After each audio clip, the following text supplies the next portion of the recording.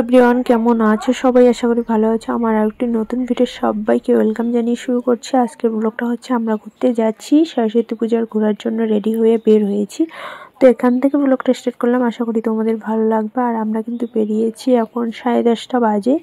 10:30 যদিও হয়নি, একটু আগে বেরিয়েছি, এখন 10:30 বাজে। তো যাই হোক, আমরা কিন্তু এদিকে যেতে যেতে তোমাদের রাস্তাঘাটগুলোই শেয়ার করছি আর চা বাগানের জলগুলো দিচ্ছি, খুব ভালো লাগছে। তারপরে আমরা কথা বলতে বলতে হ্যালো গাইস, দেখো আমরা ঘুরতে আসছি, এখন একটু ইয়ে করতেছি, ডান্স করছি, দেখো এইদিকে আমরা চলে এসেছি ফরেস্টে। কুচবিহার যেতে যে ফরেস্টটা পাওয়া যায় ওই ফরেস্টটায়। আর এখানে নামিয়ে ভিডিও করতে করতে লোকগুলো এসে দাঁড়িয়ে দিল আমাদের ফরেস্টের লোকগুলো। আর এইদিকে একজন গাড়িতে খারাপ লাগছিল, বমি বমি মাথা ব্যথা মতো হচ্ছিল আর কি।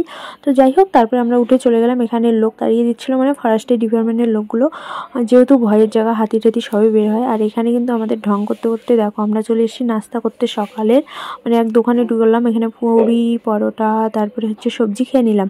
তারপরে চলে এসেছি এই মন্দিরে, এটা কি হরিপুর মদিপুর মন্দির। যাই হোক, আমার এখানে জানা ছিল না যে কেমন হবে মন্দিরটা। মন্দিরের কথা অনেকদিন থেকে শুনি, সবার ইচ্ছে ছিল এই মন্দিরে আসা। ফাইনালি আজকে আসলাম, জানি না কেমন হবে। এসে দেখছি দারুণই লাগছে, ভালোই লাগছে, মানে যে কোনো মন্দিরে তো ভালোই লাগবে। তারপরে দেখি মেলাও বসে গেছে, টুকটাক জিনিস নিচ্ছি। আর এখান থেকে যাব আমরা আরও এক জায়গায়।